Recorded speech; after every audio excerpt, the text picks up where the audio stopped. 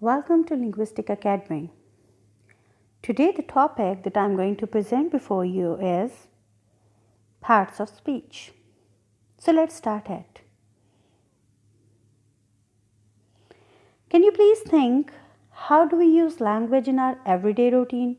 Or how many forms of language are there? Yes, spoken or written. And how many types of spoken languages are there? Discussions, utterances, or comments. Well, every day we use language in many forms, like a comment, an utterance, or a speech. In all these forms, a lot of words are put together in form of sentences. Every sentence we speak or write falls into some categories according to their functions. These categories are called parts of speech. These parts of speech help us understanding how words are and should be joined together to make sentences that are both grammatically correct and readable.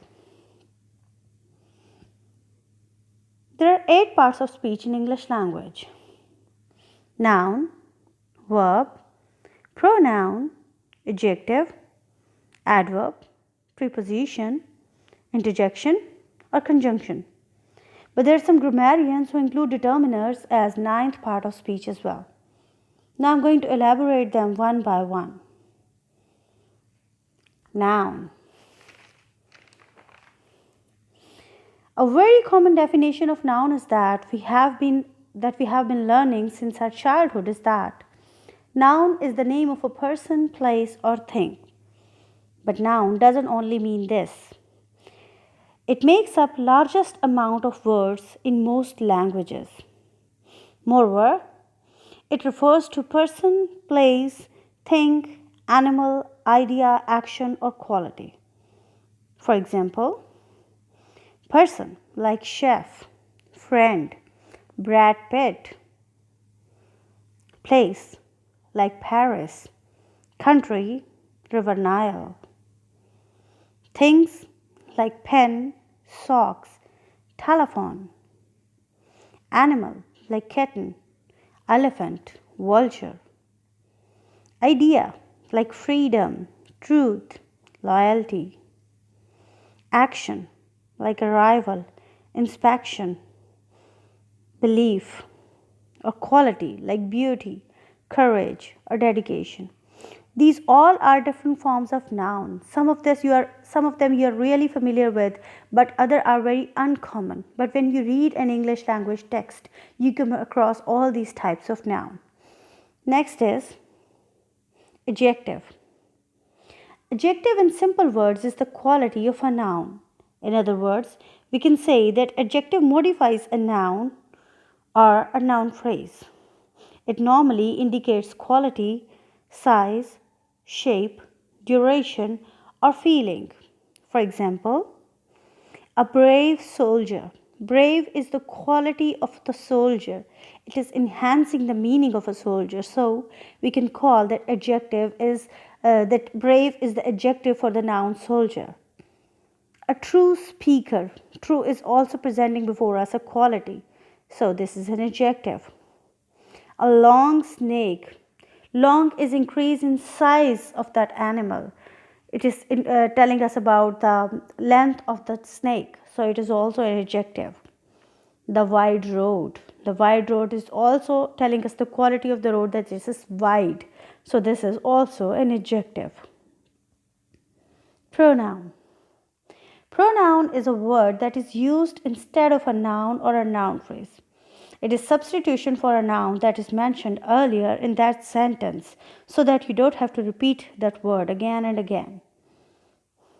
The word or phrase that the pronouns replaces is called antecedent, and the pronoun used for the replace must have the same number or gender. For example, so that if the antecedent is singular, the pronoun must also be singular.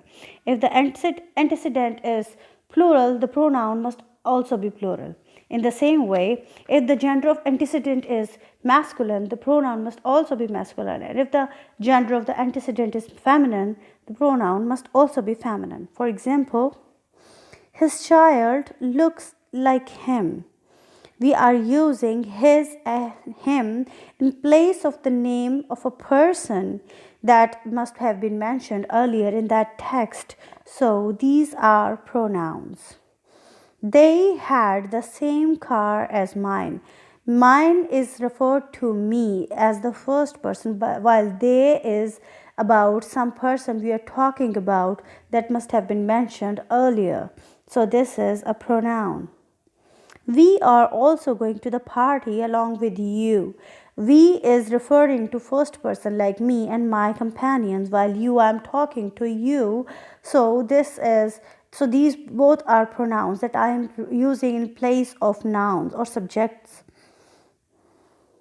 Verb. We can define verb simply as action taking place in a sentence, but in detail, a verb is a word or a combination of words that indicates action, state of being, or condition. Almost every sentence requires a verb because it is that part of sentence that tells what the subject performs. Without verbs, thought cannot be properly explained. For example, they handshake to confirm the deal. Handshake is the action that is taking place in the whole sentence. So this is the main idea of the sentence. This is a verb. The girl was pulling baby cart. The girl was taking it, so she was doing an action in the sentence. So the only action in the sentence is the verb. She winked as a gesture. Winked in here is the verb in the sentence. He looks handsome in attire. Looks is the main verb in the whole sentence that is working as a predicate. Adverb. Adverb is word that modifies a verb, an adjective, or another adverb, sometimes a whole sentence. Adverb works the same way as an adjective does. The only difference is that adjective does this for a noun, while adverb does this for another adverb, or sometimes a verb, or sometimes even a sentence. It means it is giving us extra detail about that sentence.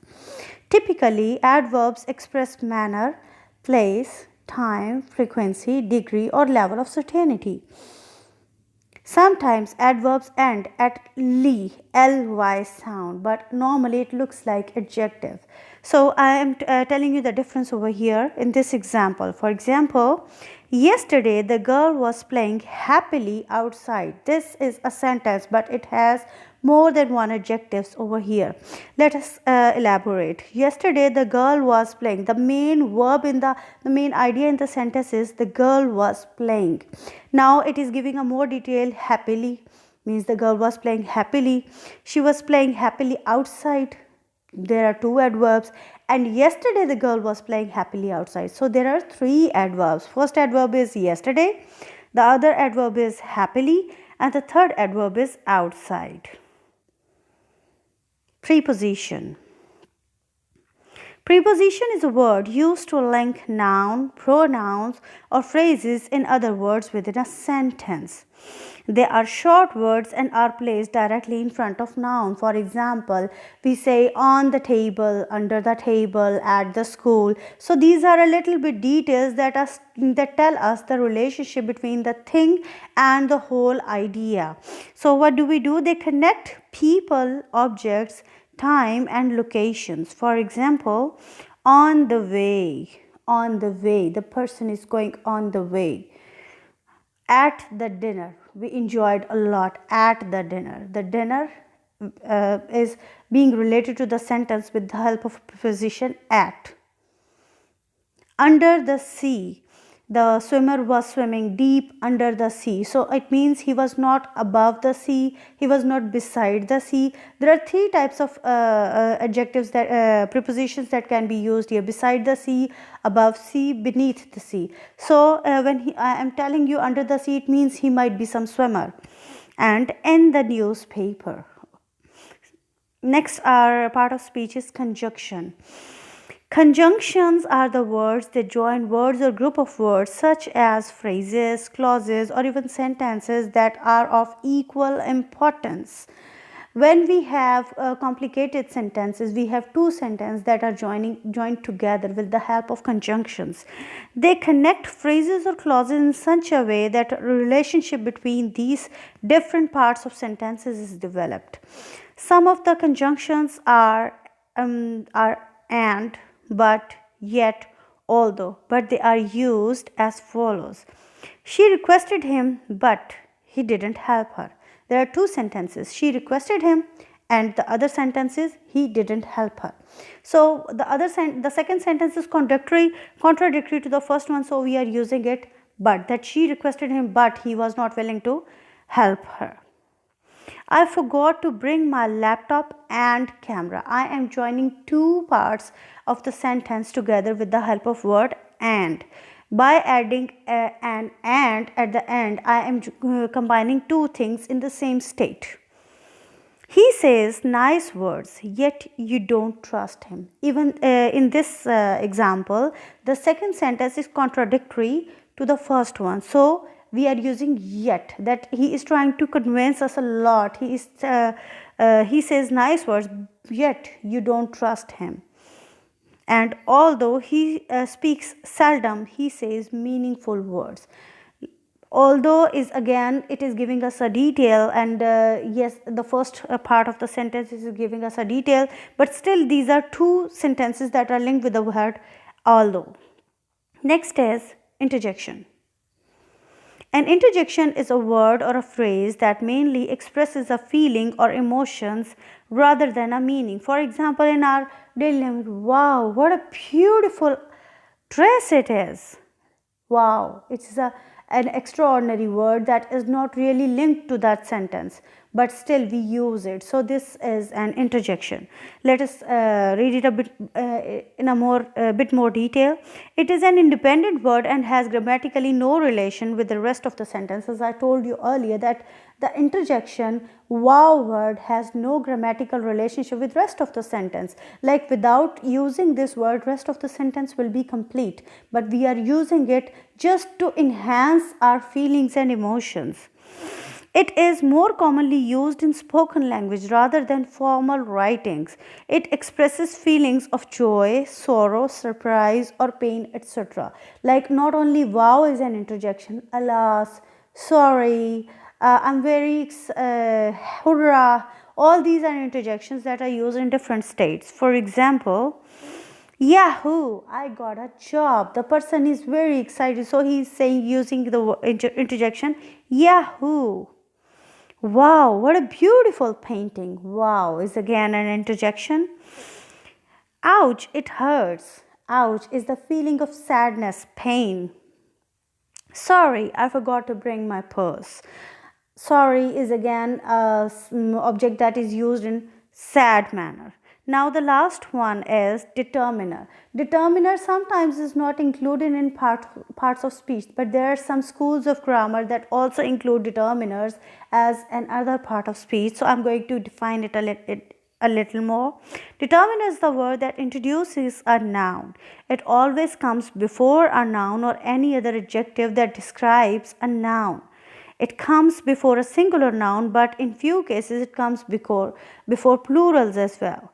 It mainly specifies, identifies, or quantifies the noun or the noun phrase. For example, what happens in my opinion? In my opinion, now opinion is the main thing, but my opinion, I am defining the opinion, whose opinion it belongs to. So this my is the determiner over here. My diary was lost.